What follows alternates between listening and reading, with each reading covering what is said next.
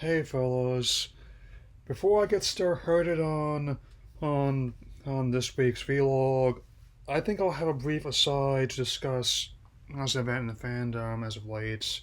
Personally, I, I would rather have the spiders eat Mando or the rest of the crew, or anyone else for that matter.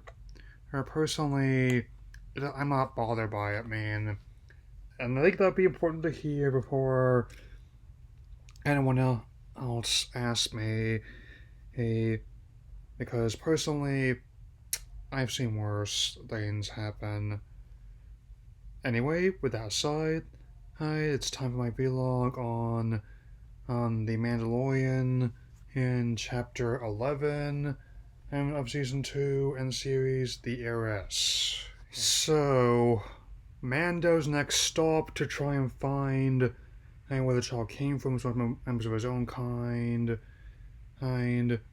leads him to landing on a fishing planet. I mean, I'm not sure if this is the same one that parts of Death Star crashed on in episode 9, but I'm liking what they did with the setting here. I mean, it's a natural progression that's kind of come full circle. That's a lot of the Walker tanks were influenced by real life food machinery, Henry, and now that's the series exploring the events between the original trilogy and the sequel trilogy.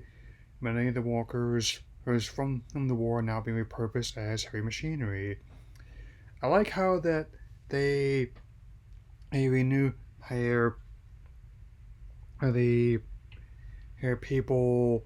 I like how they as a good mix of like a lot of the races there, like with the Mon Calamari race and also like the Karen and Fishers. I mean, the aliens hands with the tentacle mouths, not the people who are acting like a depressed mess on Twitter all the time.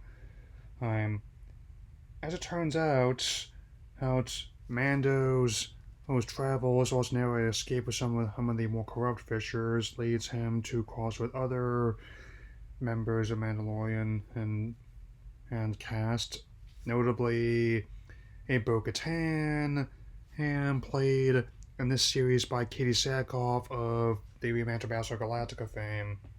Interesting. She goes from starring one revisionist take on classic sci-fi series to another revisionist take on a classic sci-fi series. So, as the Razor Crest is being worked on he forms an alliance with her to storm her, as well as two other members, to storm an Imperial freighter, which can are containing what's left of them. And on top of seeing more hints of what Moff Gideon has planned, we could see more guest stars in this episode. And I'm not familiar with them, but once they full summaries are up on Wikipedia, how to check out who else is in this. Once again, cinematography in this episode, especially, is fantastic. Like the whole gunfight on the freighter has easily joined the list of one of my favorite duels in the series. I mean, and especially how they approach this, and even just the little touches like the chowder they give him, and as for potentially also might want to turn the dark side, personally kind of like the heck that meme they have of depicting him as like Freeze's early form, like the whole thing with Yamcha getting a hole in his chest the empty time, as if for him to say, yes, murder, yes. And of course, naturally, hey, to help the child find his way back home, home, Bo-Katan points Mando to the worst kept secrets about the season, as well as the future content they're working on would be a Ahsoka Tano who is in hiding. So the plot thread established here to establish that the Clone Wars, as well as the Rebels later, are still canon, and then that's and in that sense, and says he's still hiding out, most likely under the new alias Fulcrum. And I'm very much alright with Rosario Dawson, and I'm playing her.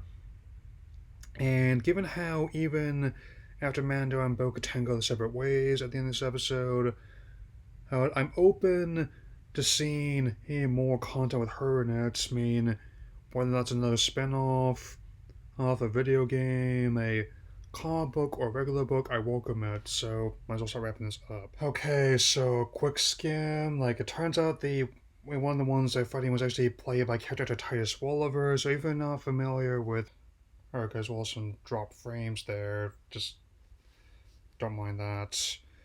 I mean, Bryce Dallas Howard. I mean, Howard definitely did a job of directing this episode. I mean, and so it was now I remember it was Matthew Jensen who did cinematography, mind the serve. As I was saying, if you don't mind the power surge, it's still another spectacular episode and a great series, and I'm very eager to see more what's going to happen next, and especially with the whole thing with the woven cortosis blade, it's clear that holds significance to not just Gideon, but also oh, Bo-Katan as well. I mean, and the music is quite good, especially. I mean, even with John Williams retiring not just from this series, but also from composing in general, I would have no objection to Lily Goranson working in future content of the saga at all, given how he's worked a lot with Ryan Coogler, her, especially liked his work for Black Panther as well, Mr. Roseman, and all these other people have been directing, and some of the script files were writing as well. I definitely wouldn't mind if Coogler took a crack at this either. I mean, so anyway, so I'll just say it for now. Happy Friday the 13th. I will definitely be back with you all next week with the next episode. And as promised, tomorrow will be my look at the final part of the Sword and Shield arc of Pokemon Juniors before I start up my Sun Moon vlogs again later.